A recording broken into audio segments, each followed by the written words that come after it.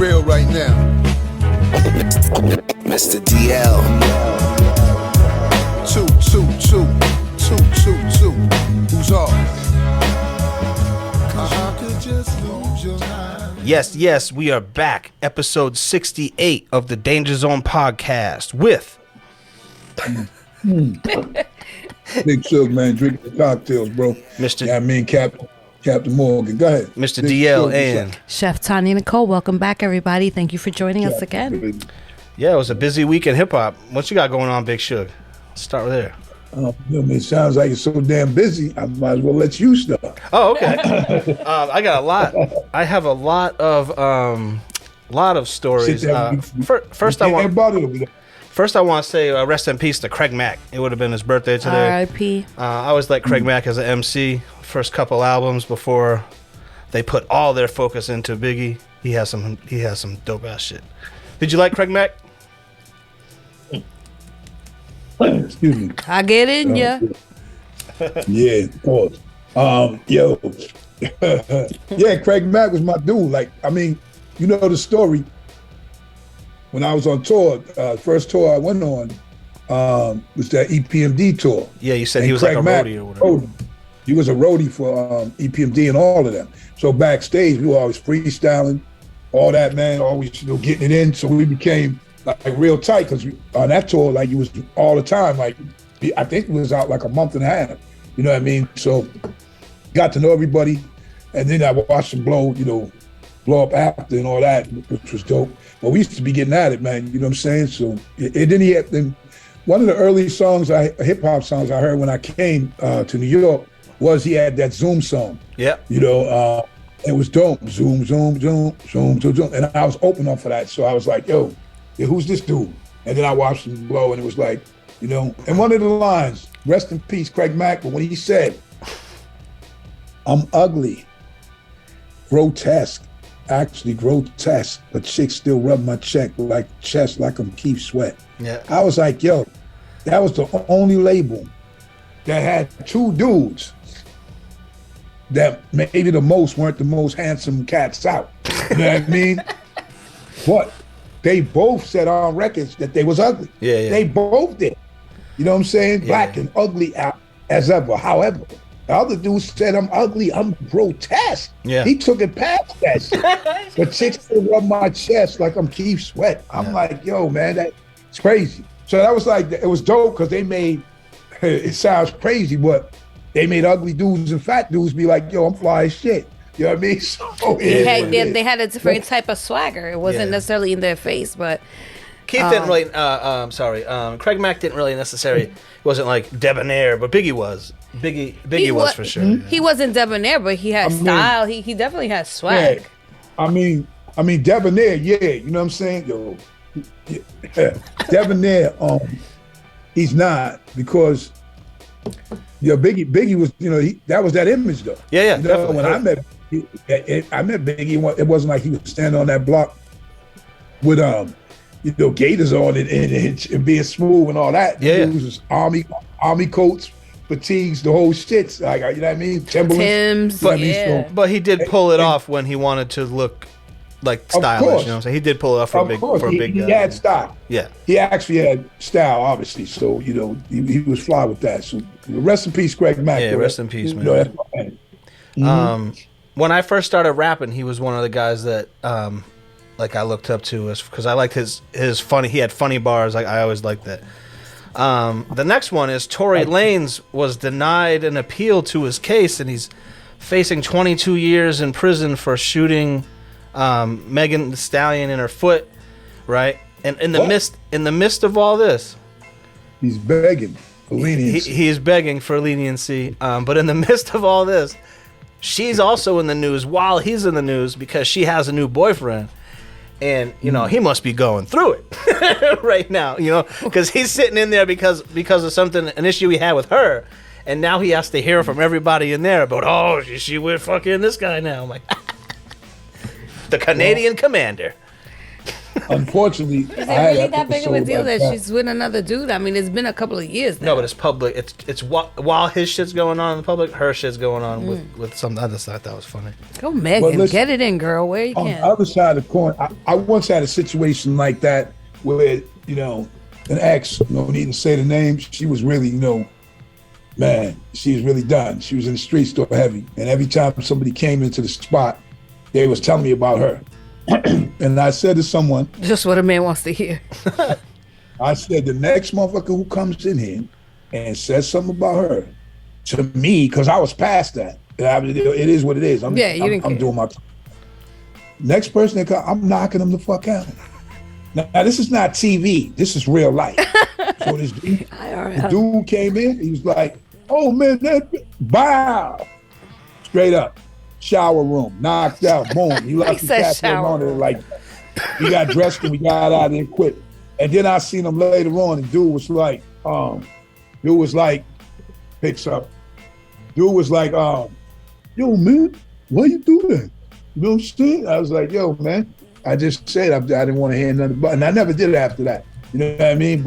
And I seen dude recently, man, so, I don't know funny, but I seen this dude, man, recently, this is years later, and dude hugging me like he just seen his best friend. I said, listen, I don't even care what it is. If you socked me or something like that happened, no matter if we grow or not, I still remember that. You know what I mean? Yeah, I've never, there's people that I've gotten fights with that I don't give a fuck about anymore, or like it don't bother me, but I've never became friends with someone after something like that. Never done that. You ever done that? I'm still weird about it because I'll see cats, and I'll be like, yeah, I know you remember that shit. You know what I'm saying? I mean, some dudes even caught the exorcist slap. When you slap them and their head goes all the way around like a 360, like an hour or something. You know what I mean? So, like and it's just, since it couldn't do that, so the body actually was spin around like that. But I've seen, we're all grown now. Hey, sure, without, oh man, I'm like, yeah, okay. You know what I'm saying? I know you remember, man. I think my story's a little bit different because most people that I got into fights with were boys. They weren't girls. Uh-oh. So you gotta remember the girl that whipped your ass. Me too. You know what I'm saying? Yeah. You might not want to remember that or try to play it off like when we see each other like, I didn't break your nose in the 6th grade, but that's all right because it happened. See, I'm just like you too. I fought boys, I didn't fight girls. But my sister was always getting me into fights. So I got 2 biggie stories this week. Hold up. Go ahead. Hold on 1 second. Yeah, because I got that biggie thing to jump on, which hopefully is one of them, but we'll find out. But also, when we were speaking of Tory Lanez, Tory Lanez was also begging, like we said earlier, for leniency from the judge. And he says to the judge, I don't even want to laugh at people who are going through stuff. It is what it is. But please don't ruin my life. He begs the judge not to ruin my life as the trial hangs in the balance. You know what I mean? Yeah. So Tory Lanez has pleaded with the judge overseeing his motion for a new trial in the Megan Thee Stallion shooting case not to ruin my life. The Canadian rapper was in court in Los Angeles on Monday for a hearing about his motion for a new trial, which he filed in March following his guilty verdict in December. And he knows it's not going to really go that good for him because of what happened.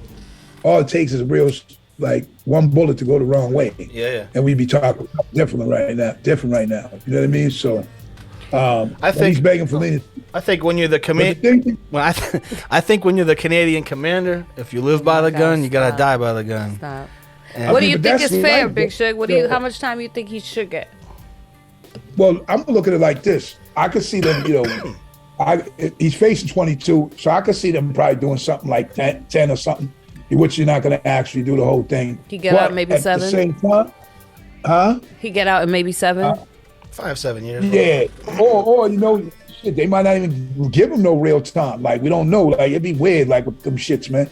2 shots, shoot somebody in the forehead, and they got money, they be riding around out here. Yeah. But then it goes down like what DL just said. You know what I mean? I mean, it's basically you do the crime, you got to do the time, whatever goes with it. If for something to happen, no matter, I know guys who, by gun mistakes that they made, had to do life. Damn. And I'm sure they would take that back tomorrow. And it wasn't even meant for what happened to happen. So, you know what I mean? Like, you pulled it out, you did it. You see what I'm saying? Yeah. There was one guy back in the day, rest in peace, what's his name, Benji, man? Yeah, Benji, Ben Wilson. The story of Ben Wilson, you can Google it. He was probably LeBron before LeBron. He was the next best thing, basketball player, phenom, terrific player. He's walked down the street arguing with his girlfriend, if I get the story correctly. And he bumps into some dude. And like, the dude's probably regular size, or Benji's like 6'9", 6'10", something like that. So the dude, I guess he shook. So when he pushed, Benji just pushed the dude turns around, shoots him. You know what I'm saying? So this is it, shoots him. The story afterwards, like he probably bled out. You know what I'm saying? But I mean, that was a life ending on because the mistake that dude made, pulling a gun out for no reason to shoot him. And later this guy got out years down the road and he's rebuilt his life. And, I guess he's, doing some good things now. But I mean, I'm sure he regrets doing that. But guess what? You did it. And people don't realize it's not even about the crime itself, and what happens. It's about life in prison. Like living in prison, people don't understand. They telling you life in prison. It's not like everybody's going skipping down the yellow brick road. You know what I mean? Especially when it's murder. You in some high detention type places, high security joints with some people that, listen, everybody in jail, their minds, they ain't here. The motherfuckers is cooked. You're dealing with some cooked people. You know what I mean? So it's a lot going on, man. A lot you got to get through. If you come back out 25 years later, you touched physically, mentally, you know what I'm saying? Spiritually, one way or the other, good, bad, or ugly. You know what I'm saying? So, hopefully, like, no one lost their lives. Sometimes being an idiot, you pay for that. That's what happened. And, you go on from there, man. Hopefully, man, makes it through and, get back out here, man, and, move on, man, Hell yeah. Do better. What was your biggie joint? Well, I think I know the one you're going to talk about, so I'll do the first one first. You think so? All right, let's go. Let's see if you're right. AI Biggie verse. Did you hear it?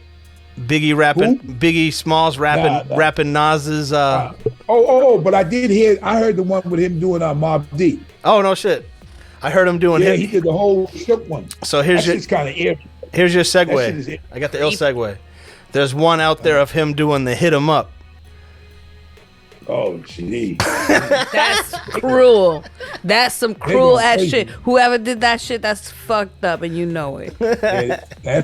That's crazy. It's getting crazy now with that. But when I heard, it was funny because I think I might have been scrolling at the time, and when I heard the shook ones, I was like, wait a minute, you got me stuck off the reel. And there's something. I said, oh shit, it's Biggie. The voice, and I'm like, they did some kind of vid to go with it to make it look like it was. It was him. He was spitting it, but it was crazy. It was crazy. He's very mad right now. Yeah. Supposedly, his partner said that when he first heard that song, he cried, and people were like, "Was he crying because he was upset? Because he was angry?" But he wanted to go into the studio, and Big is like, "Nah, we're not gonna respond." I don't know if he's a dope lyricist. He was dope as fuck, but I don't know if there's a comeback to "I fucked your wife." And, that's and it happened. Like, I'm not just saying it, buddy. And you know it happened, and that's why you're crying. I don't even know. But see, that's for me. I can't, like, after seeing her on Drink Champs 2 and a couple other places, I mean, at this stage in the game, you could say that happened if it did. And she continuously said it didn't. You know what I mean? So I look at that, but I don't know. I look a little different because nobody cares right now. You know what I mean? Like, it's like... It's not relevant right now. Yeah, so... But like, okay, for instance, like people talking about, I had sex with Biggie, Lil' Kim, I was pregnant, stuff like that. Okay, that's now, like, everybody's telling what it is. If it's fact, it's fact. You know what I'm saying? So, because they can find out all the information in the world and all the stories and all the things they want to talk about, but they don't know who killed them. See what I'm saying? So, all that shit to show on you. That. We can talk about all kinds of shit to keep your mind off the thing that really matters. You think that's gonna come out like the Kennedy assassins in another 10 years? I mean, it's like who shot you for real. We want to know that. You see what I'm saying? But on my biggie note, excuse me, gee. LL Cool J passed on 2 classic Biggie beats. Oh, I heard that. Says DJ Clark Kent. What'd you say? I heard that too. Yeah, hell yeah. Yeah, what did you hear? You go. I just saw the headline. That was it. Oh. Yeah, I didn't read. I didn't click on that bullshit story. It was that.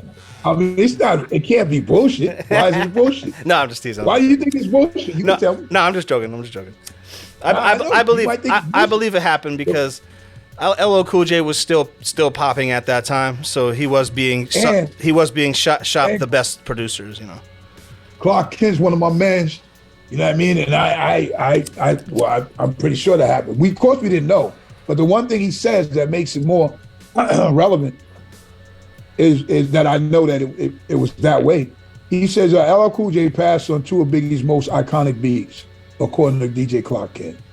The Notorious B.I.G.'s second and final album, 1997's Life After Death, is explored in the first season of Warner Group's Iconic Records podcast series, which is dope. Because that was the thing was said Biggie was the first to sell 250,000 records albums in New York, as an artist, which was crazy. You know what I mean? During the second episode, producer DJ Clark Kent revealed that LL actually had beats for the Sky is the Limit and Junior Mafia's Players Anthem in his possession before Biggie got a hold of it. LL only found out he fumbled the latter after Big Cat played the song at New York City famed hip-hop spot, The Tunnel. Now, see, this is the crazy part because if you was cool with DJs or whatever at the time, you could do a song right now and just finish it, say Guru and Premier finish or whatever, and give it to a DJ like literally like right then. And you could hit him up and say, you can play this right now tonight or whatever, even though that shit ain't even out. Yeah. See what I'm saying? That's what it was. So the Players Anthem rings off The Tunnel. Pops off at The Tunnel, Clark Kent began. Cat plays it like 10 times in a row. Now me and Biggie are standing against one of the walls in The Tunnel. LL Cool J is walking by and the club's going crazy. I'm like, yo, what's up? He goes, yo, what is this? And Clark Kent was like, it's the new joint with Big and his crew. He was like, who did this? He was like, I did. He was like, yo, dog, I need a joint like that. And I can see motherfuckers doing that because that's how people be. It's a little corny, but it's like, yo, give me some shit like that. You know what I mean? So DJ Clark Kent then told LL, that's Players Anthem was a beat on the beat tape that I previously gave you. And everybody was going to get a beat tape back then, except for if he was dealing with Premier, because he didn't have beat tapes. He would just make them. Yeah. But all the other cats had beat tapes. DJ Muggs would only send people the drums of the beat. That's it. Oh, yeah? So he said, oh, well, I remember the tape I gave you. He said, remember the tape I gave you with the silver label on it? That was the first one on the tape. And he was like, this. And he was like, damn, this? I was like, yeah. He said, you had it first. And then, of course, he was like, damn. He said, I guess I just missed it, basically. And the next track on there was Sky's the Limit. And LL missed that too. So I guess those are things that were on there. Yeah, but of those 2 beats, of those 2, I could maybe hear him on Sky's the Limit. But to be honest with you, I don't hear him on either. But it also has to do with those songs being so iconic. You can't really hear anyone else on it, maybe. I mean, to me, LL, he could pretty much rap on some things. LL had that skill like that, but he passed on because he didn't feel like how he would have sounded, obviously. You know what I mean? So he's like, yo, nah, I ain't fucking with that. And then you hear somebody rip it, the classic. He goes, go ahead. Me and Biggie having the same beat. The Players, that song. You know what I'm saying? That's the same beat as the song. I came out first. But that was more of Money and Machine, as opposed to me being an underground dude. You know what I'm saying? My song was called PDS, and go back and listen to the beats are the same. You know what I'm saying? Yo, get money, that's the same shit. But real DJs in the know used to mix them.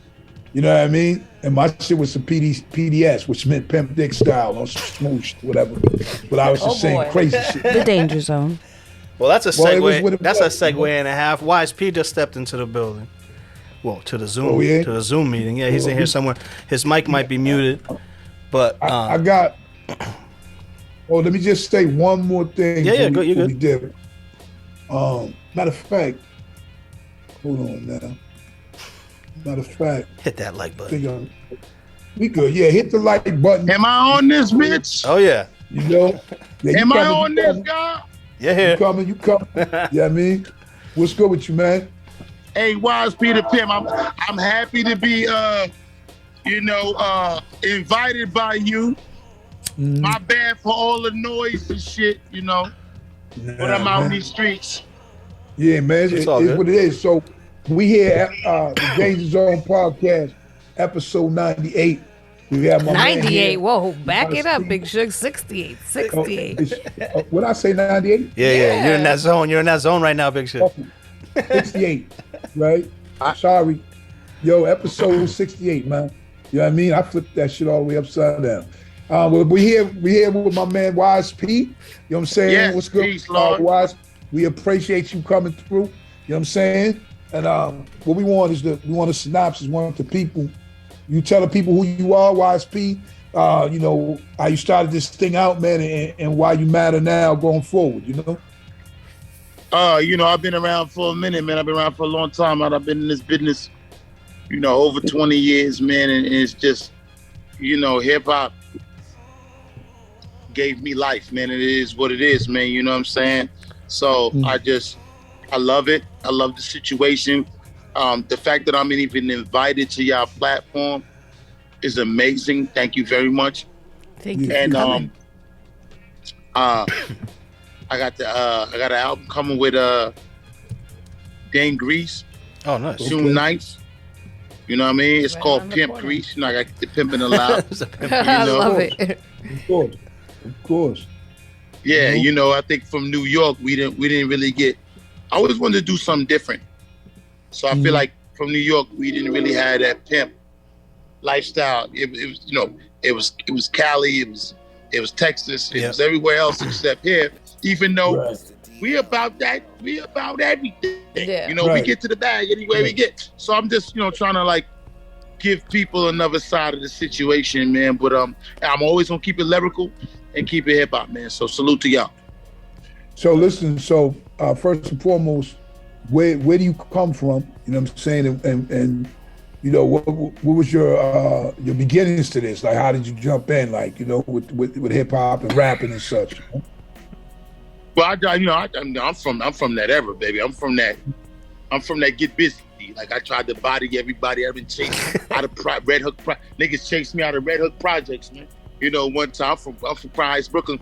Niggas chased me out of Red Hook projects because I was battling niggas and defeating them, and they just felt some type of way. And I got chased out of Canarsie at one time.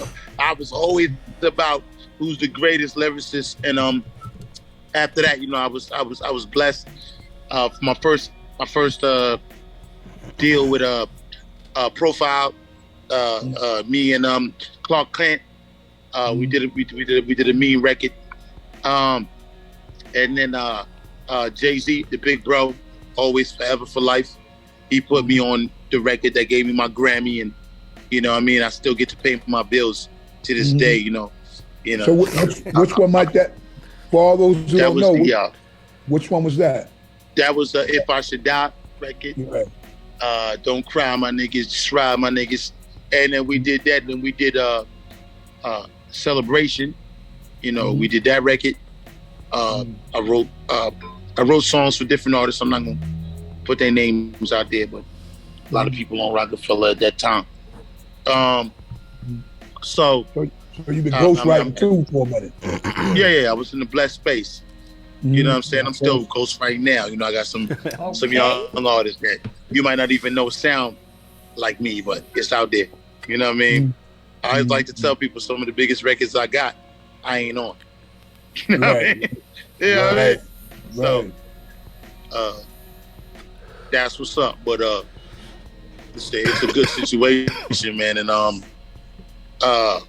that's what carried me through the industry, and all the way to this time where I feel like I'm allowed to continue to make music because I've been here so long. I'm not coming into this motherfucker late. I've been here, so I'm allowed to make hip hop until I die. Let me tell you something, right? So that's something from me that's going to be accepted more than anything, because I've been here for a long ass time. So I know exactly what you mean. You know what I mean? So it is what it is, man. Facts.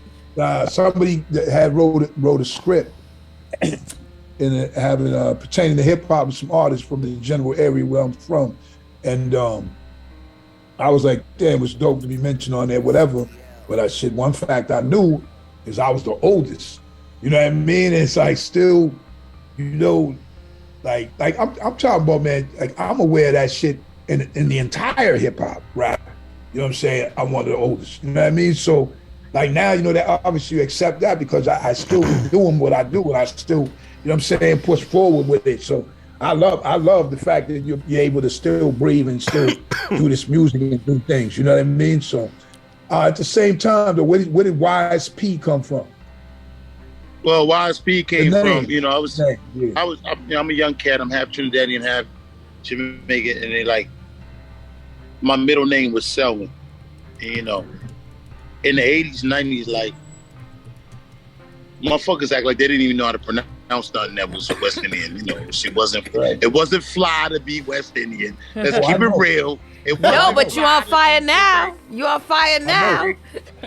It's fire now. Yeah, talk about it. So at that time, they would say Selwyn, they would say Sel Wise, and I was young and smart, so they say, you a smart motherfucker.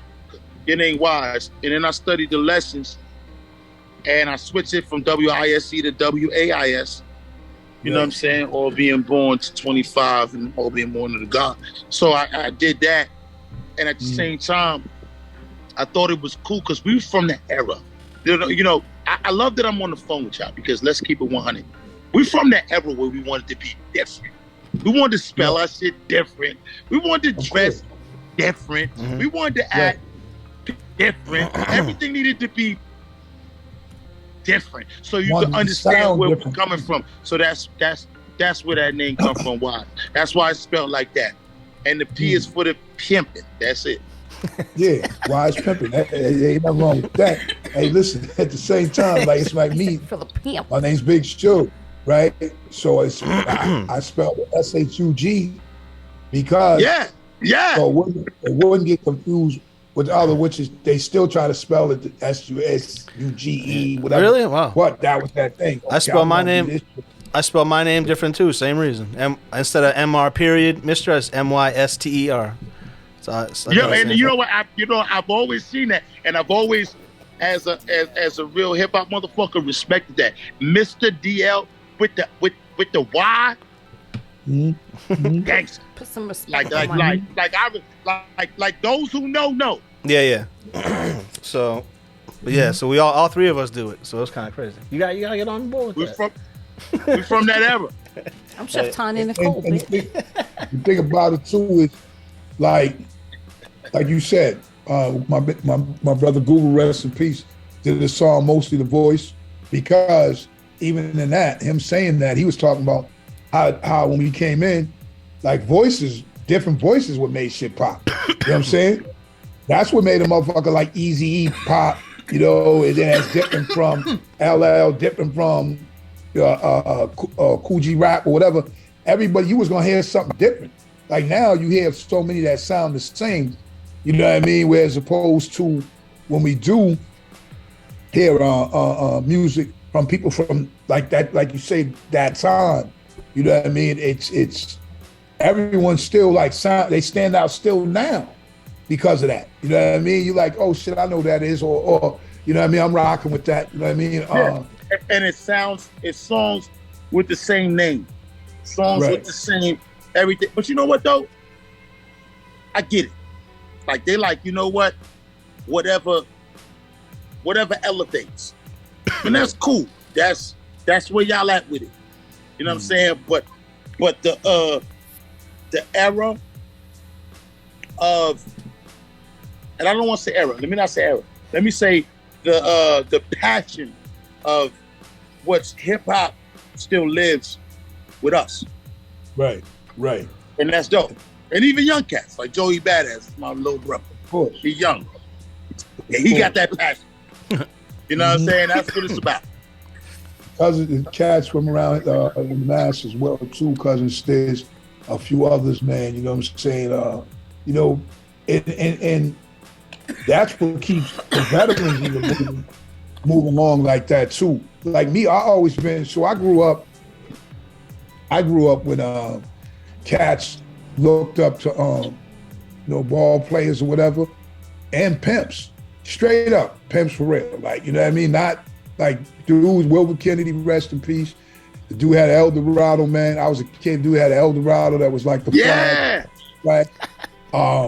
The movie Superfly, the original Superfly movie, the car that Ron O'Neal was driving, the dude that lived right up the street from where I used to go to this School of Fine Arts, the car was right up there, so we used to walk by there, you know, straight in the hood. You know what I mean? Car was perfect, just like in the movie. You know what I mean? So those people, you saw it, and dudes had, like, at the time, perms, jewelry, you know, long hair, whatever, hats, clothes, always sharp. And you was like, damn, these are dudes.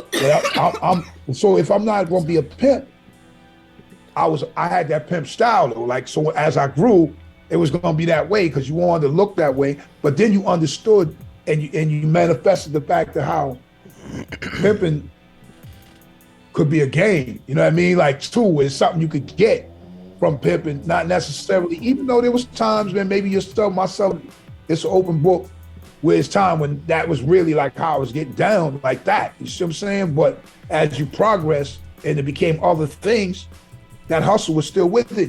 You know what I'm saying? Is that how you see it, or you know, what's your no? That's definitely how I see it, because at the end of the day, let me not even say end of the day. Let me just say the way it's supposed to be is the culture is formulated from the lifestyle. Right. You know, that's the one thing I'm upset about for these young kids, because they can't put their lifestyle on records because they get locked up. Right. I tell people all the time, motherfuckers put their lifestyle on records in the 80s and 90s.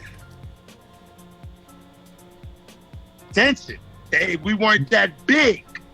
You could still have, I remember going into malls with Jay-Z where nobody knew who he was in 96, 97, 98. Like, nobody knew who he was. You know, now you put a record out tomorrow, you can't walk up the block. Yeah.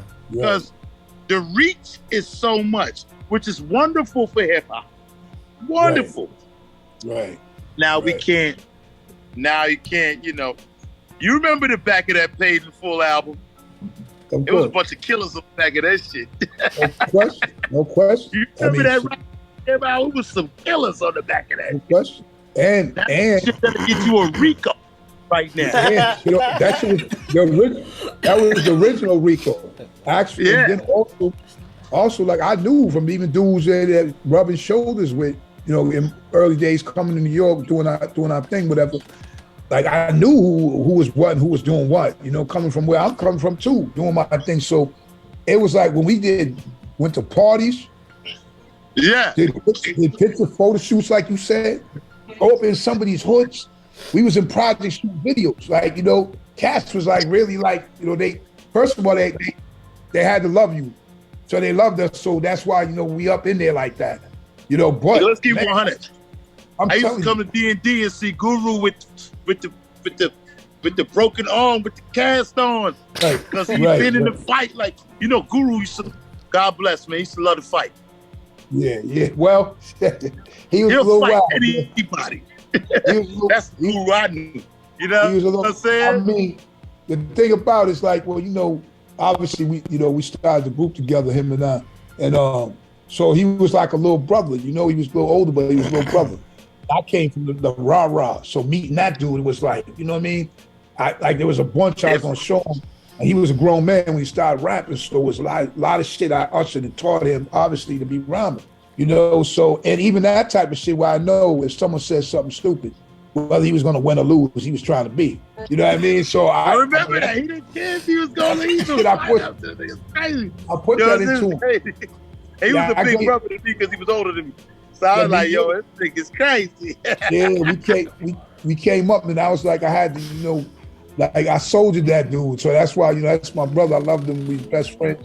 And then I watched him do his thing, and rest in peace. And got some more shit coming up with Guru, man. So damn, that's beautiful. But I got a question before we go on to the next subject. Go ahead, man. How cool do you think it is seeing rappers like Too Short, for example, getting streets named after them, and rhyming how they rhyme for 30 years? What do you think about that? I mean, I know you like it, but we just want to know. First of all, I've spent time with Too Short. This nigga's crazy. And like, I've had so much fun with him, and like, as a person, and he loves hip hop to the core of him. You know what I'm saying? And so to answer your question, like, he's the staple of what I call pimp hop. Yeah, it's hip hop and it's hop. You know what I'm saying? Only thing I said I'm doing different is I'm doing for New York, because New Yorkers, we just rap about being the best, being the best hustler, or being the best tough nigga. We don't really got no pimp rappers.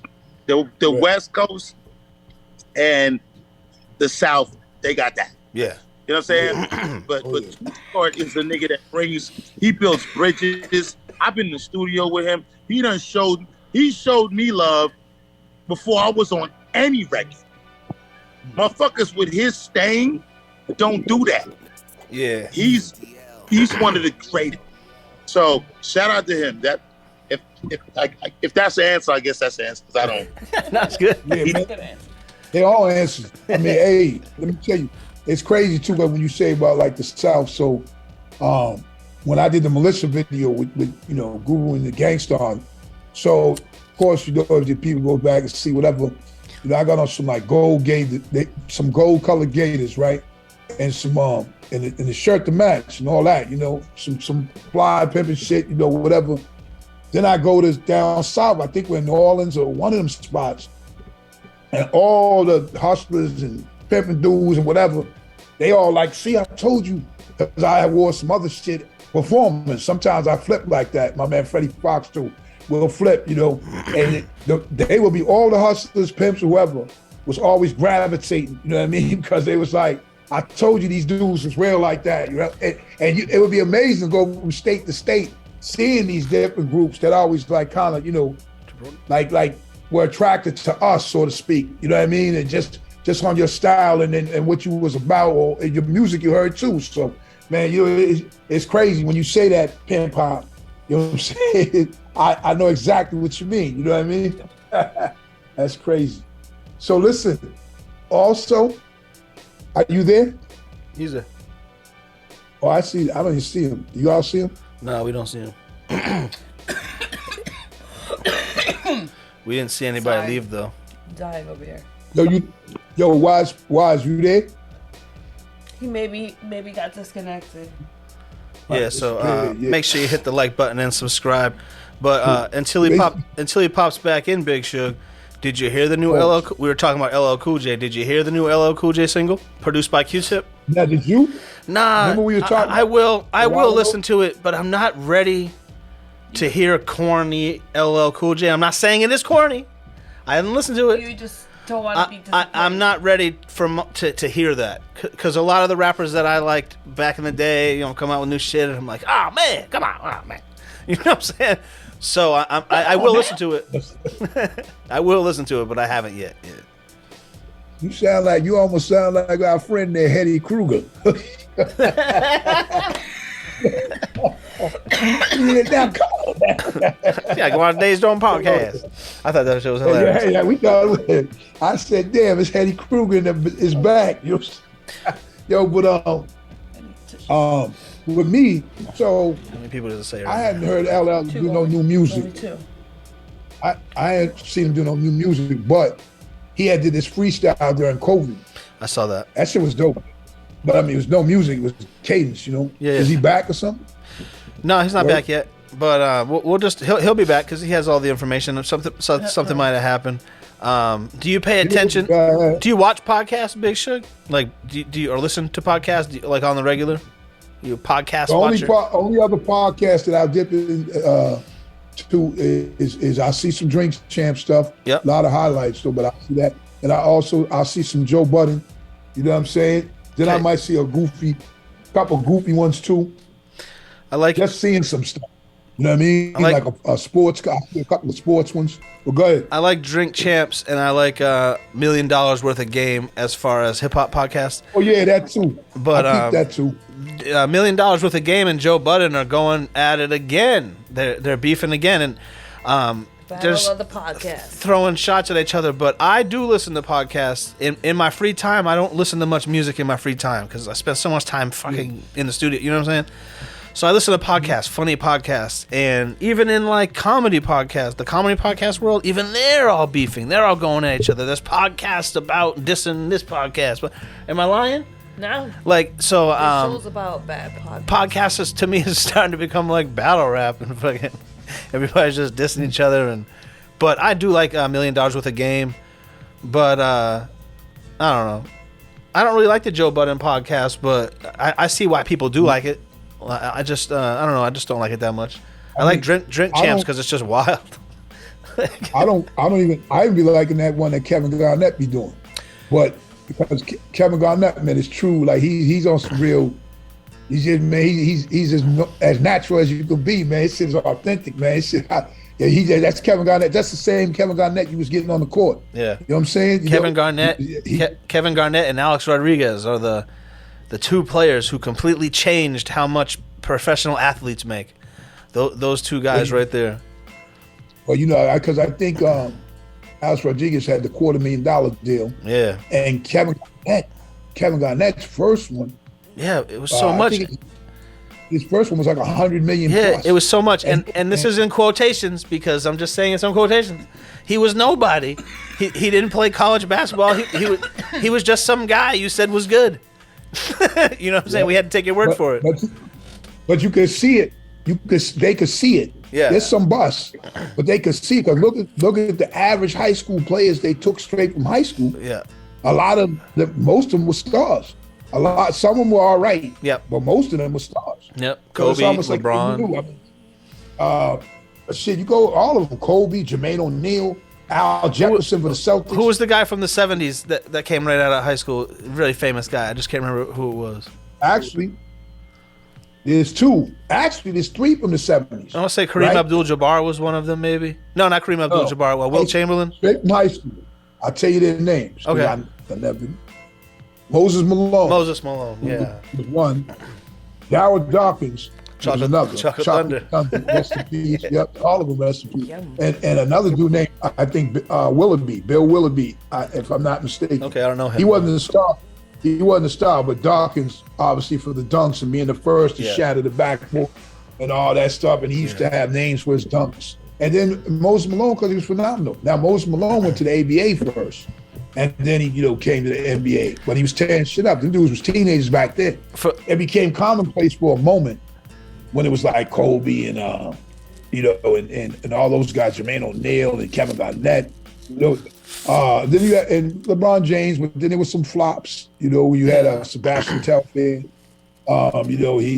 He was first sub 6 foot high schooler. It didn't work out for him. What do you think about it? Take the money every time, or is there a reason why you shouldn't go to the NBA? If there's guaranteed check waiting for you, what's your? Tremaine was going to get drafted out of high school, but he had a scholarship to go to Georgetown, but he was also wanted in the NBA draft. What do you do? So this is what happened. a lot of players that are that good know when they go into college that they're good enough to play against professional players. Yeah.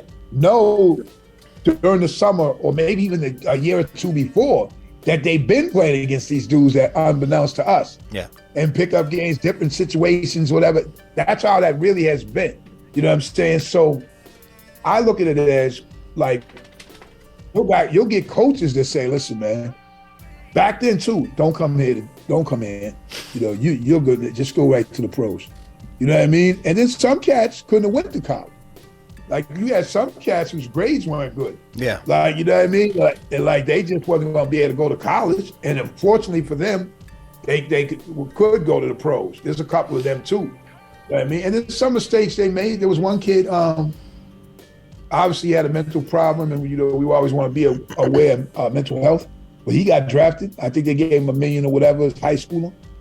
They went to go look at him. They were looking for him at practice, whatever. He wasn't around nowhere. Then when they found him, he was at home. Had his face painted with shoe polish, black shoe polish. Had a gun, and took had a bottle of a whole bottle of aspirin. Painted like a soldier, or painted like in blackface. Blackface, but crazy, like, you know what I mean? He just, I mean, obviously something was going on with him, you know. Okay. And he was in the house in the dark with a gun, took a bottle of pills, Dang. aspirin, you know. But they eventually got help for this guy. They let him keep his money that he had got. I think he turned out to be okay. But just saying, you know, I look at it like your game. A lot of people, even now, you got people that are in college because they have to be. Like, you can't go to the pros in football straight from high school. Yeah. They want you to physically develop. You know what I mean? Yeah. But if kids could, they would. Yeah. You know what I mean? But that's a physical game where, like, your body probably actually needs to develop a little bit more. You know, because you will be getting your shit split in half. You know what I mean? So, facts. And it is what it is, man. You know what I'm saying? Speaking of sports too, while we jotting it down. You know what I mean? The basketball players have been quite interesting. Crazy. You know, crazy. They're crazy. It's either a 30-point win or a 1-point win, like all over the league. It's also too that teams that were supposed to be this ended up being that. Yeah. So what I mean by that, like the Celtics are down 3-2 to Philly. Yeah. To Philly, which they could lose tomorrow, but we're hoping they go to the 7 games. But man, tomorrow's really big for them, Celtics. Also, and if the Philly wins, it'd be the first time they advance to the final, semifinals, or whatever, since 2001. You know what I mean? So, as a Philly fan, that's probably exciting because Gilly from Mid-Dog Game is laughing at us as Celtics fans. So I'm hoping we pull that, you know what I'm saying? Because the game's in Philly, right? Huh? The game's in Philly, you said, right? Is that what you said? Yes. So that's tough. The Lakers play this evening as we tape this. The Lakers play against Golden State, the defending champions, and Golden State is down 3, so they can wipe them too. It's crazy. It's a crazy. Utah is up. Knicks won 2 games. Knicks won 2 games. The Knicks, man. I know. I'm not saying. I'm just saying they won 2 games. That's big for their franchise. That's all I'm saying. Nah, Knicks is trash, dude. They're getting slapped up right now by Miami. Miami. Yeah, they're playing Miami though. They're saying there's going to be. But Miami is missing one of the They're missing a key. They're missing a key player, a shooter, right? Yeah. And then Jimmy Butler's just whipping their ass. Yeah. They won the game. They won. Well, actually, no. Wait a minute. The game New York only won 1 game. I think they won 2 games in that series. Sorry, I believe they did. You got to check that. Yeah, check that, man. I think they won 1. I could be wrong, but I think they won 1. So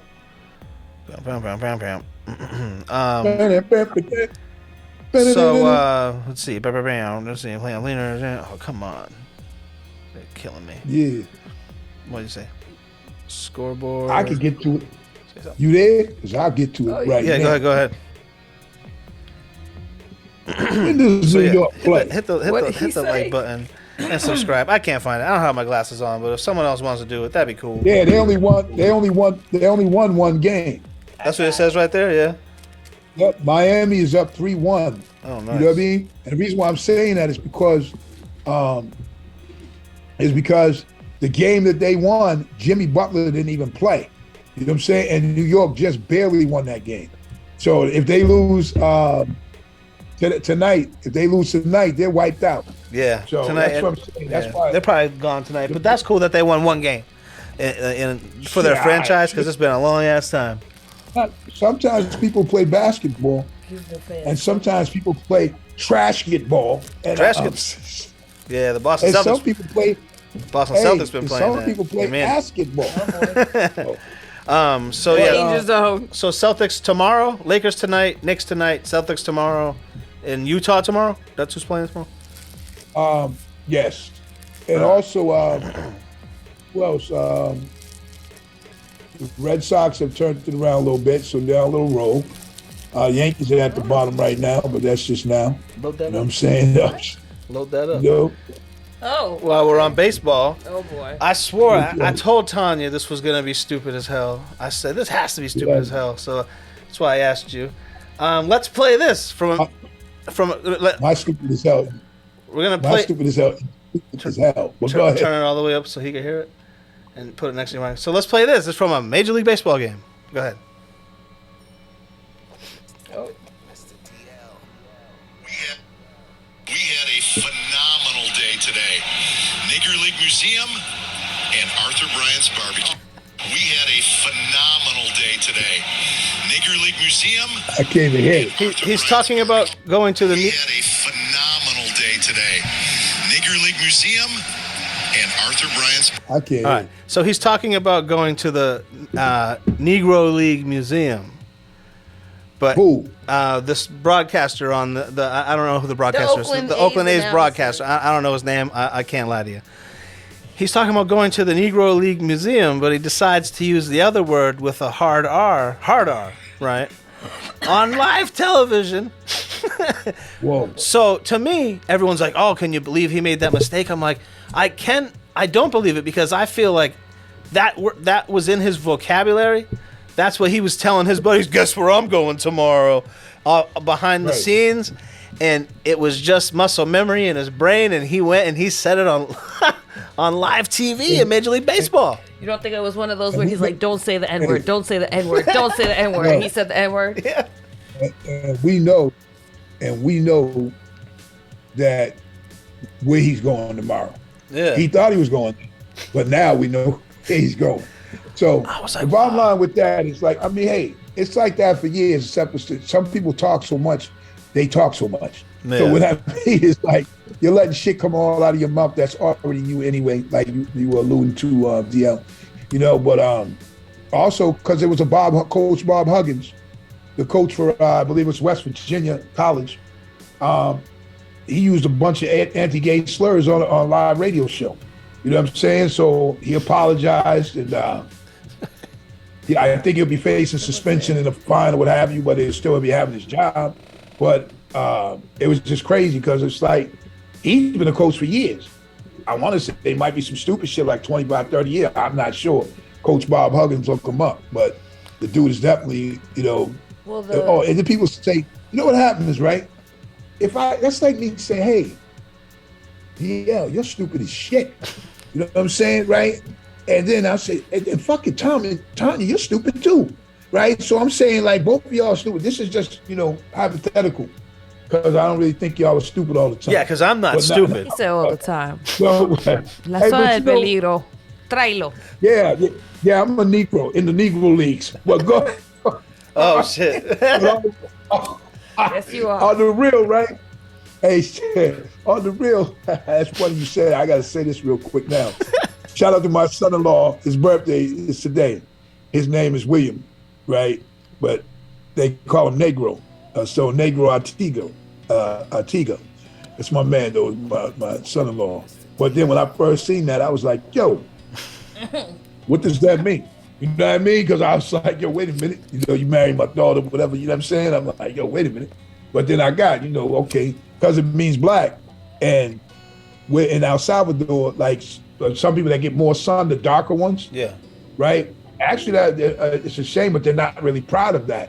You see what I'm saying? Yeah. But the darker ones will be called negro, or they'll say, have a nickname. In like my that, family, I'm called the negrita, which means the dark one, the black one.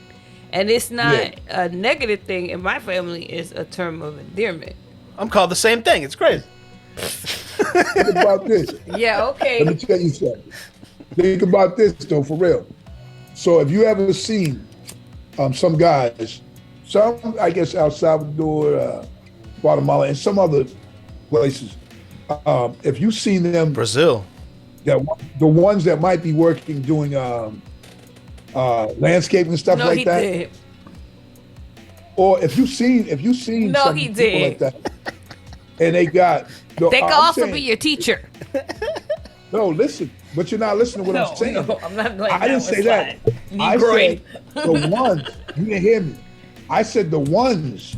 I said that purposely like that. The ones who are landscaping, because it's going to go to where I'm telling you. So you might see, if you've ever seen somebody with a hat on, and it has those two tails in the back, Yeah. right? And it'd be the heat of summer, and the sun's beaming. They got the hats with the tails, and they got on long sleeves.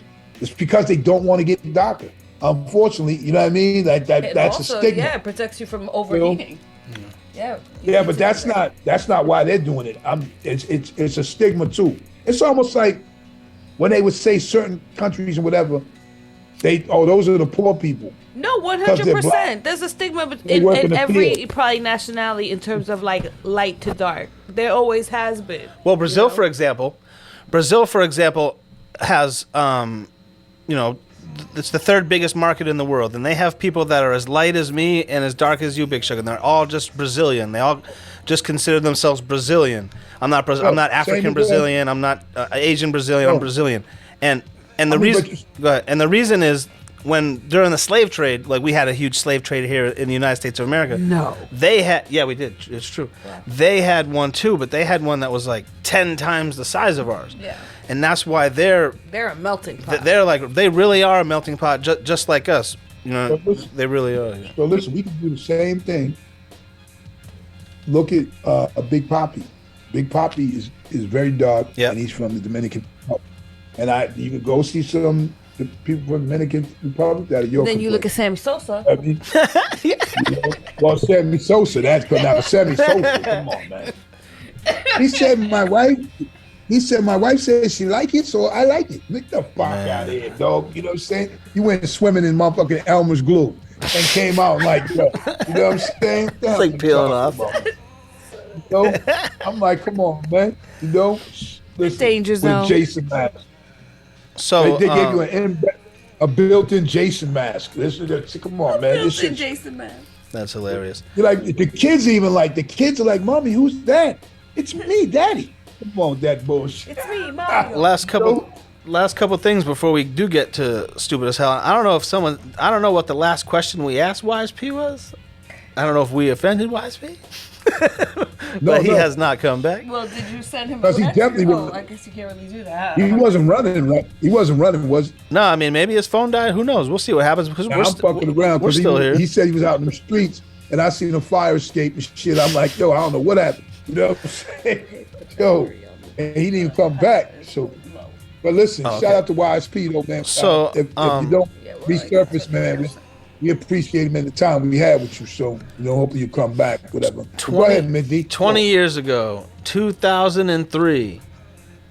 There was one album playing no matter where you walked down the street, you were hearing this album constantly from every fucking car that drove by. 20 years, Get Rich or Die Trying, 50 Cent. Did you have it? I was about to say, if you told me to guess, I would have got that because that was the truth. Yeah. Let me tell you. 20 years ago? No, I always let my boyfriend buy it, and then I was always with him, so I just listened to it. But it was 50 Cent. You had to listen to it. Yeah. So here's the crazy part, because when you said that, so a DJ, Mo D from Boston, shout out to Mo D, my man. I'm on Blue Hill Avenue talking to some cats, in Mattapan. And then Mo D drives up and he was like, yo, he said, yo, you gotta hear this shit. You know what I'm saying? And he turns on that. dun, dun, dun, dun, dun, dun. I was like, yo, and then I was, what the? I mean, that's the first time I heard it. Right on Blue Light Matter Pen. The shit was banging loud as hell. Then he drove off. Like he started rapping, and then he drove off. I said, man, that's just crazy. And that was when it first, before it really hit, like. Yeah. And so then you see what happened after that was like, and then the whole album. I mean, he couldn't match none of that. I just seen some shit. We was doing a show just recently, and he was doing those songs. I mean, yeah, you're not gonna match none of that shit right there. That's you give it 5. Classic, Do you give it 5 mics? I think it's that album. Yeah, that album. Yeah. Yeah, I probably would. I think it's there. I think it's a classic it's for like, sure. It's like DMX. So when they came out with those albums, DMX too, it created your career right there. That one album. If you didn't make any more, those albums were so impactful. Yeah. I think they both might have did like a couple of them albums like within inside of a year period. Yeah. Or released them. Yeah, you know so what I mean? DMX, what you're saying about DMX. So DMX's first album, It's Dark and Hell is Hot, to me I think is one of the best rap albums of all time, and makes me think DMX is one of the best rappers of all time, and it's the only album of his I ever liked. Like, it's the only one. About DMX gave you a show with his music. What I mean is, he had that little voice, Damon. The devil voice, when he Damien, did that? Yeah, Damien. And then he had spiritual shit on his shit. And then he had hardcore crazy shit, like shit that I'll never say. I slap you in your head with a dick in the mic, with my dick in the mic. Dude, what do I want to do that for? But I'm saying he could say crazy shit like that. You know what I mean? And even when he said he said, show no love to homo thug. Yeah. I'm like, what the fuck are you talking about? Like, he just could say anything and they accepted it. Yeah. They play, you want to make me lose my mind up in here, and this dude is saying crazy shit, Yeah. I left my baby mama. I never let her go. I'm like, yo, rest in peace to him. But the dudes came out. The dudes came out with some motherfucking records, man, where it was, like I'm saying, DMX was still here, rest in peace. He would be performing them shits, and you won't get the same reaction. Yep. Just like when 50 does, 50 does his joint. I remember just a few years ago, I went to a show, and 50, shout out to Fat Joe, because I was there, man, seeing him too. And 50, and who was the what's the name with the one eye? Slick Rick? No, Trap Queen, dude. Man, how come I can't think of him, man? You know what I'm saying? Remember he had that song Trap Queen, that shit was blown out. Oh, Fetty Wap? Fetty Wap. Yeah, Fetty Wap. Yeah. So Fetty Wap was at the show too, but 50 was straight distant. Oh, wow. Yeah, like he was just talking shit, he was wild. But when 50 did his shit, he almost had lost his voice, whatever. But he was doing all the hits. He said, right now we're only doing hits. It was all them dancing, so many songs, like and everybody partying. His hype man, you can hear better than him, but I mean, still, it was just showed the power of that. And this was just a few years ago, like maybe 10, maybe 8, something like that. But now, now it's still the same. So 20 years ago, man, he's going on tour. Him and Busta Rhymes are on tour. I'd like to go see that. They're coming to Mansfield, yeah. That's close to us. Like to see that. Busta Rhymes and 50 Cent are on tour. They're starting for the summer. Yeah. I seen them on a Hot 97 tour. That would be like a summer jam. That one would be automatic, but I gotta find out when it was. Like I was gonna go to. Jumping off your seat the whole time. I was gonna slide to that Rock the Bell joint. Yeah. But I'll be on vacation, so up in the mountains. You know what I'm saying? Yeah. Up in the mountains. Whoa. Yeah, man. You know what I'm saying? I guess I can guess Wise P's top 10 MCs. You want to ask me? No, I was playing. I said I'll guess Wise P's top 10 MCs. No, so my last thing that I had was, be honest, Nicki Minaj versus Lil' Kim. They're talking. I'll go first. Come on, Lil' Kim, you're good. You had a handful of good records that someone else wrote. We got Nicki it. Would kill her. Nicki Minaj just she's been out longer and had more. She's had like 25 hit records. Yeah. Who? Nicki Minaj. They're trying to put Lil' Kim against Nicki Minaj. Don't get me wrong. I love me some Lil' Kim. You said that she's been out longer. Who you talking about? Well, Lil' Kim has No, I'm technically talking- been I'm out talking longer, Kanye. but Nicki No, Minaj Kanye. has been producing music. has been making music Oh. much longer than Lil Kim Yeah, did. You know what I mean? that's what I'm saying. So, She's Tanya, been making music because longer. I'm than asking- she's been- I'm asking you, Tanya. Were you saying, because I that's the clarity I'm trying to get. Were you saying that thing was making music longer, or Lil Kim been out longer? Like, which one was you saying? Meaning, Nicki has been active in a music career longer than Little Kim had. Yeah, That's for what sure. I'm saying. Little Kim is So- a baddie. so- She the original. Little Kim, So- Foxy Brown. That was before. That should be the So- battle. That should be the But- battle, right? So here's my thing. Here's my thing. I think it just Lil Kim though, man.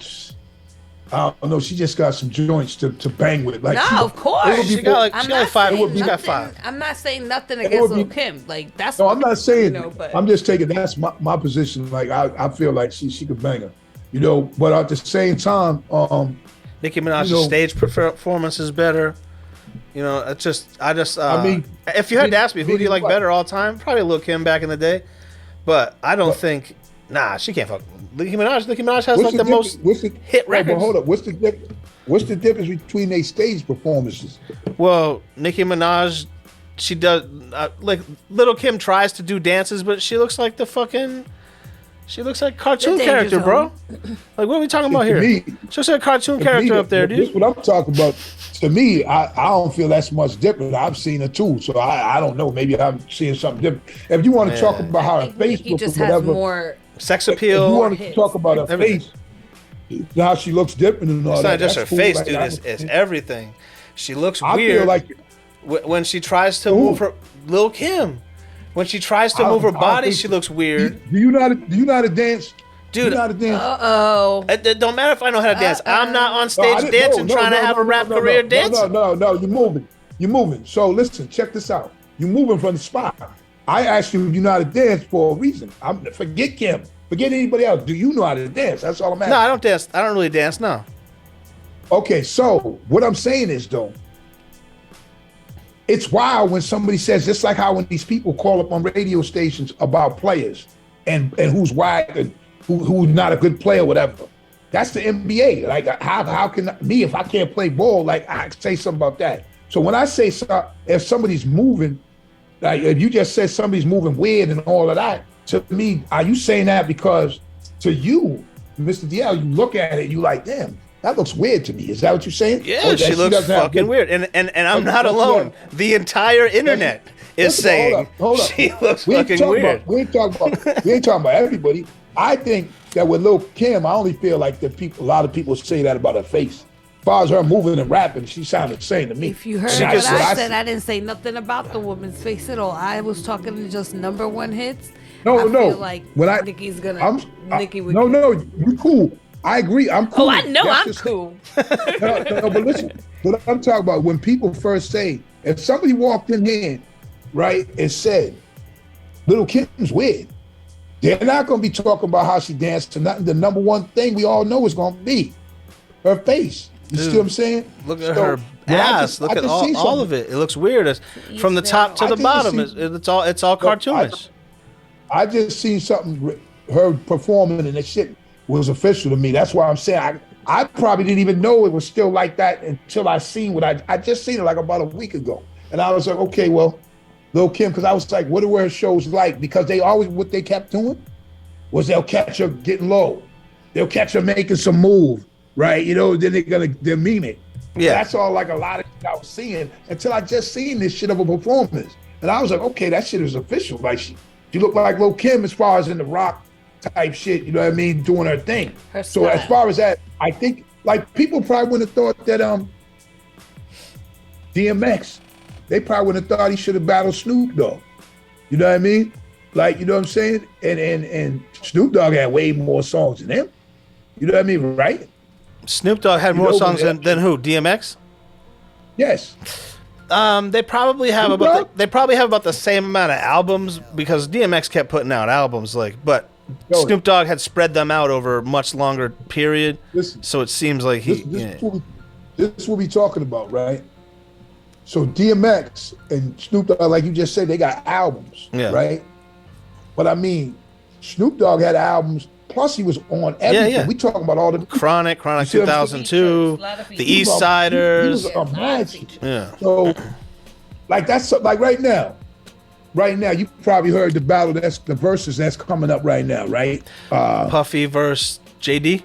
Yeah, I want to see that too. Oh, mad dancing in the aisle. Now here's the difference. Here's the difference with me. I'm like, I'll be looking at that shit more for like who they might bring out. Yeah. You know what I'm saying? Oh, like, it's gonna be, because those two got egos. You know, they've been in the business for a long time. Hold on, a lot of Puffy's guys are either dead or don't like him. He still got Mary J. He still bring Mary J. Like he can't bring out Black Rob. He can't bring out Biggie. He can't bring out the Locks. He can't bring out Craig Mack. He can't bring out a lot of guys. Here's what the theatrics are though. So he'll do some shit like this here. Well, we think that like him and Mace still got that beef, right? Mace, he'll do some shit and Mace will come out. Yeah. I wouldn't be shocked if I see that. God. You see what I'm saying? Because they got one of the funny ass, crazy ass podcasts right now. That shit's silly as hell. Or Cameron and Mace, right? He gets some new cats to spit the old cat's verse. No, can't do that. Listen, so I wouldn't be shocked if I seen something like that. We know Kim would be there. Then you got the other dudes, man. Dude don't rhyme no more, I don't think. Junior Mafia and a few I would love that. But he'll do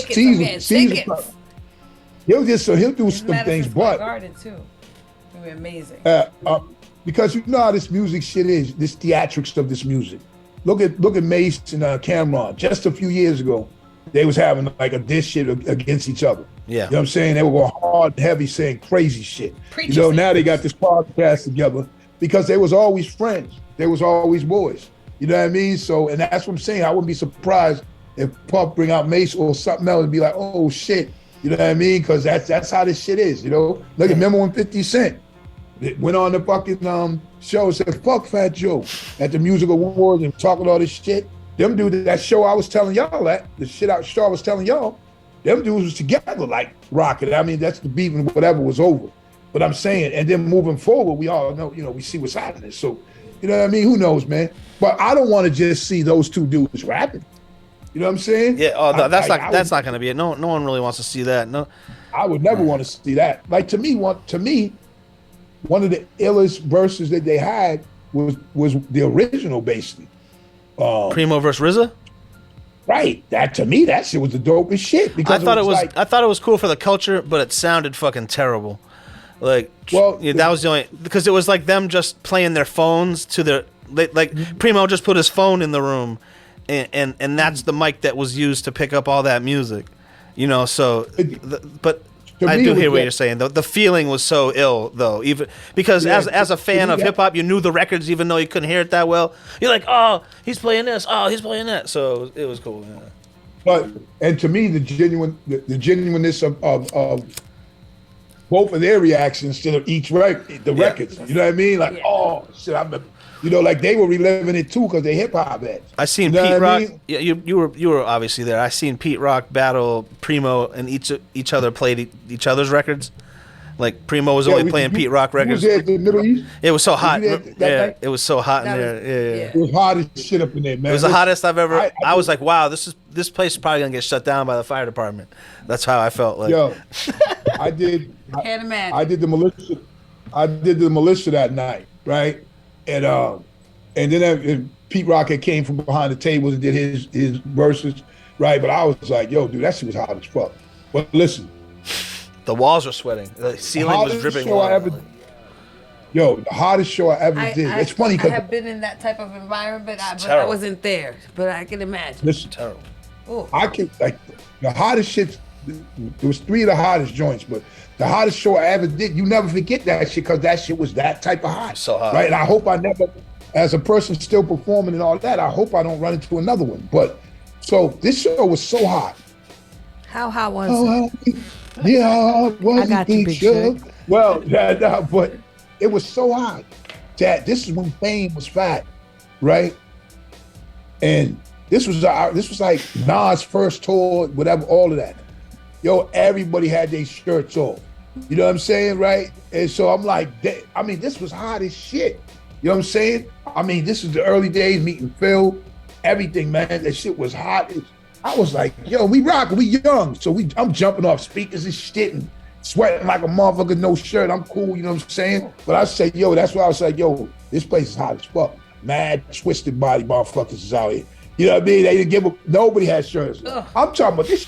And guess what? Motherfuckers was drinking straight yak and all that. I was like, it was that hot. So boom, fast forward, why I got to be with the same people. We're in Arizona, the bus gets pulled over. They want to search it for guns because somebody had said something. So, did we have weaponry? Okay, we had weapons. But so they pulled us over and they look.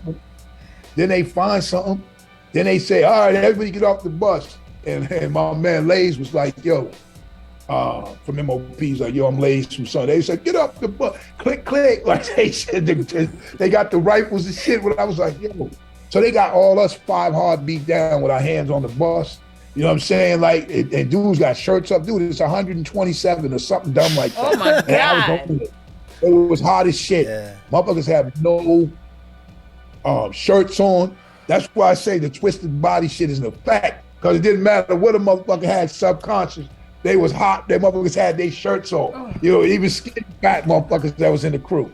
You know what I mean? Yeah. So, and it's when the heat is that bad. Like, yo, and the hottest place I ever went to was Singapore. Yo, check this out. We go to Singapore.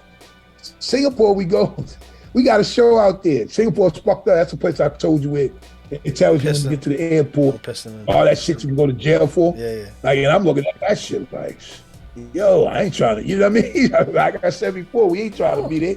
You know what I mean? So we're driving the van. Listen, I don't know. It's 100 plus. It's fucking that hot, thick heat for real. Humidity. We're in a van. Yes, we're in a van going to the hotel. The AC breaks in the van. The one that's bringing us from the airport. AC gone. When we get to the motherfucking hotel, we don't have nothing but boxes, straight up. So all these black dudes getting off with boxers on. Wow. And coming into a lobby of a hotel. I'm talking about all of us. Supreme, Guru, me, Apu, J-Ru. Everybody got on boxes, kid. Like, you know, we got, like, some dudes probably got their shirts on, not me. You know what I'm saying? I was like, yo, you know how boxers are. All of them ain't got the button in the hole. Oh, boy, that was a sight to see. That was a sight to see. Yo, this shit was crazy, dog. I was like, and just imagine the people that are in this hotel once we come in the lobby, straight boxers on. Dudes got old man boxers, the stripe, Batman joints, right? And the shit stains to match. But it was super hot, man. And people don't know. The performing like that, we got to your room, turn the AC on, you good. But the performing is the worst when it's hot like that.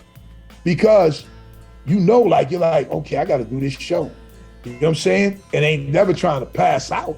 You know what I mean? But you're drinking a bunch of water, a bunch of everything, but it's fucking hot. Mm-hmm. Ain't nothing you can do to change it. And these people in the front row, it's like, they make you keep going too because they're all fucked up and hot. Oh, man. You know, drinking, drunk, and somebody's always laid out. There's always some EMTs around. EMTs around that motherfucker, you know what I mean? It's just too hot, man. But I'm saying that to say this. Uh-oh. What is this again, Tanya? What is this? Oh, come on. You had it last time. I don't remember. I know. A snifter. There you go. That's all I wanted. Because last time we were trying to figure it out. No, you were, because I knew. And then I said, I know she got it now. It's a snifter. You know, I'm going to use this because we're on air. Because if I'm off air, it's a cup. Nah, but it's the bottle. It looks, man, fly. It looks fly in the square. It looks fly, so I'll use it. All right. Yeah, you put it in the square, like, you put it on screen, it's like, yeah, you know. He pictured it up. You know. Oh, she's been saying that at restaurants. We went to where we go. I went to Dunkin', Massachusetts famous restaurant. Favorite restaurant. If you never heard of it. And I wanted a caramel crazed iced latte, right? So they're making it, and I was like, can I get some extra caramel sauce? because they gave it to me and it was looking sad. I said, it gotta look like the picture. You gotta picture it up. Said Big Shook says you gotta picture it up. 100%. Listen, I just did that today with my son. It cost some fries. I said, we can fill that shit up because I'm not playing. I'm like, yo. And the way I told you, I did tell you the story of the one dude. Yes, that was telling you the ounce weight. Man, come on, man. Come on. To this day, it's like, come on. He read the employee manual. Yo, he said, you only get 6 ounces? That's it. I said, wait a minute, hold up. Yo, I've been bringing kids through the motherfucking drive-thru for years.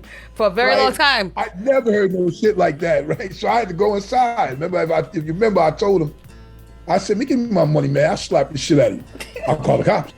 Right? I'm like, what the fuck? You just told me. What you gonna tell the cops? That I attempted to slap you because you told me I only get 6 ounces of fries. You know what I mean? And yo, mind you, your boy's fat as hell. Your boy's like, yo, you don't want me to get, you only want me to get 6 ounces of fries because you want the rest? Come on, big boy. And we cool, hey, we're cool as shit now. That dude, the same dude, we cool. I see him. He lives in the same town. But I remember that time, I was like, what? Now he's like, he pictures it up. I don't know the guy or anything, but he sounds stupid as hell, which leads me to today's time of the week. Yo. Uh-oh. Yes, hey, stupid as hell. Now this is like, come on, man. This is stupid and weird. This is weirdly stupid. Right? So I'm gonna give you this one. That I can't even imagine this. So, and I actually had another one, but when this one came across, I was like, come on, man. Like, what the hell is wrong with you? So, with no further ado, the hotel manager at a Hilton hotel. Yes, this is what I was talking about. Oh, yeah. Yes.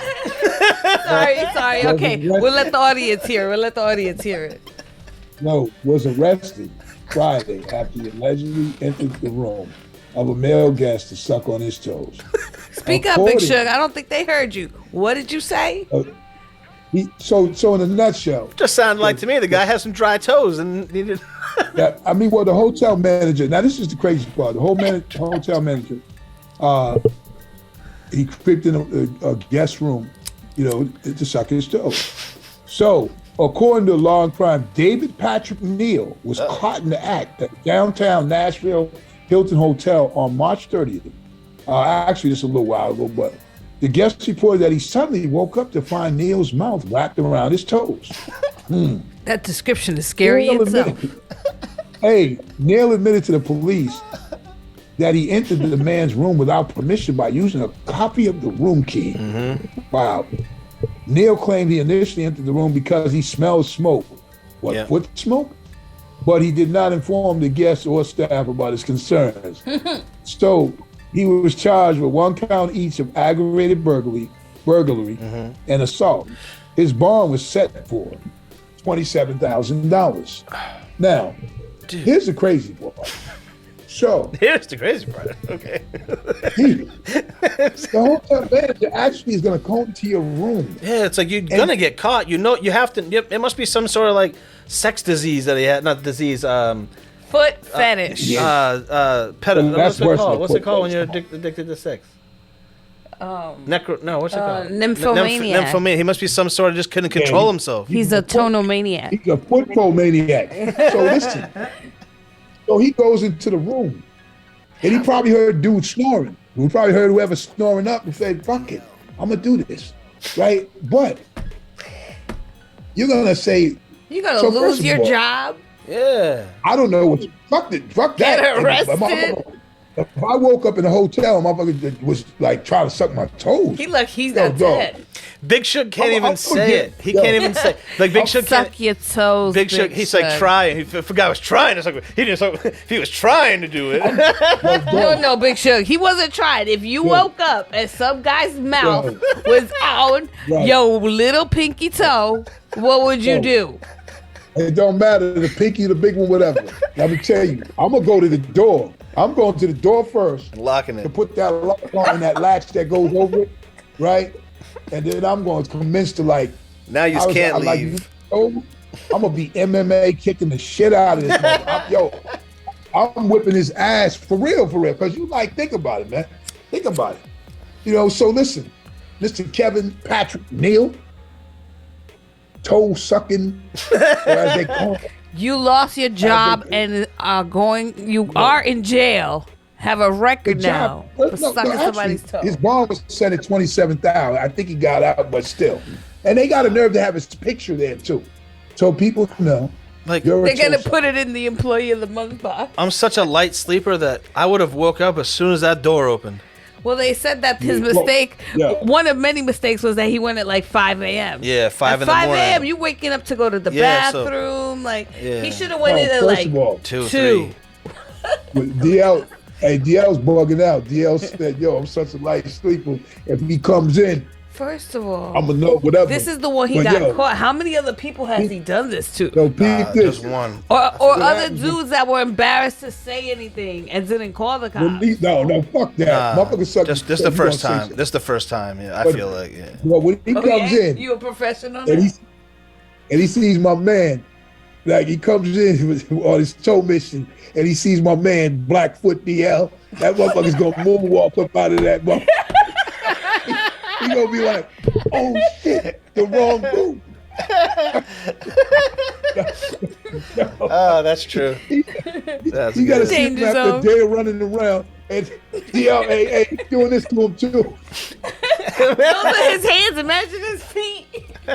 Yo, that motherfucker's gonna be like, "Oh," but yo, oh shit! You have to know you're getting caught though. Like you have to know. Like how don't you think you're getting? You're caught? at work. You made a copy, so now there's a record. Not even with that. Just you have to know that if you start sucking someone's feet, they're not gonna wake up. Yeah, it's like I feel like that's one of those things where you would instinctively wake up. Maybe your toes are not normally wet. Maybe some people do sleep really heavy, but I don't know, man. Yeah, but that's crazy, bro.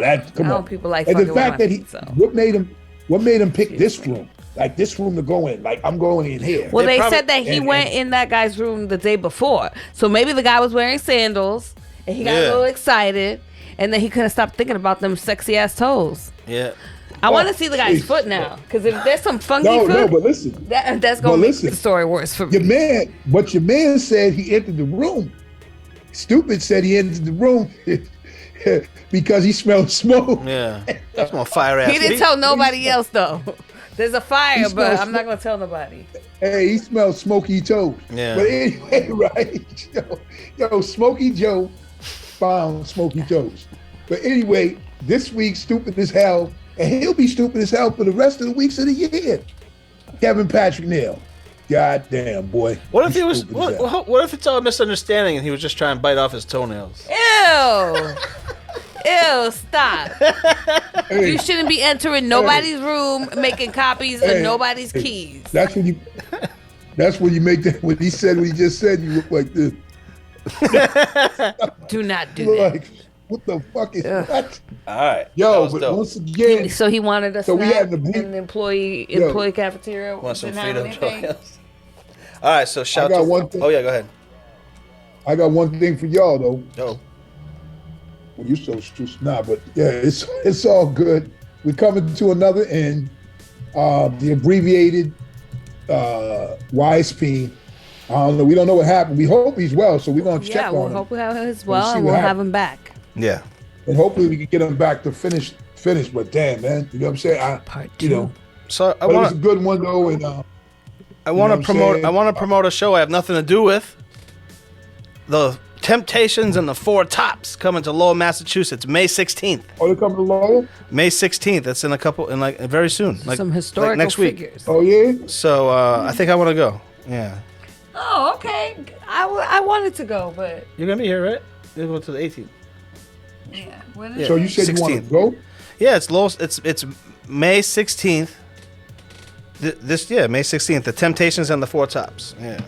So I don't know. That's two historical groups. Yeah, these aren't. This around forever. This isn't a sponsor. We just like that kind of music on this podcast. So I was just bringing it up. Well, there's a lot of music on this podcast, but. So, yeah, I mean, but yeah, that I remember they were on tour. I think they've done several tours together. You know what I mean? Mm-hmm. So the Temptations, we have to see about that. Temptations and the Four Tops. Hell yeah! But anyway, another episode has come to an end. You know, it was a good one, and like I said, hope to get YSP back. Yep. But you know, a lot of fun, a lot of talking about some things, and you guys stay away from Kevin Patrick Neal, and the Blackfoot Indians. So, other than that, always remember, excuses have no purpose, so don't make them. Don't make them. And as we grow, we glow. You know, so we want to continue to be bringing this to you. We've got a lot of weeks in now. We got about 68 to be exact. Dang. We keep going strong, and we appreciate you, the fans that tune in to spend the time and watch the show with us. You know what I mean? And on top of that, I appreciate y'all too, because I know what it goes into, like, you know, doing this thing. You know what I mean? And what everybody brings their different part to this thing, and then setting up. So, you know, we just want y'all to keep tuning in. Bigger and better things that have come. There's also the Black Nubian Market block party by the block back. It's a tribute to Guru, 1 to 6, Nubian Square, June 10th. There'll be performances by Edo G, myself, DJ Premier, and Planet Patrol. There'll be a mural for Guru. There'll be a family there. There'll be a lot of fans. And it should be a great time, you know. So June 10th, remember that. All right, y'all, we out. Peace. All right, peace. On my dark days, I chopped crack on a regular. Ran up in spots and clapped on a regular. Took big fat ass stacks from the register. No matter how hard they tried, they still couldn't measure them. Hard out.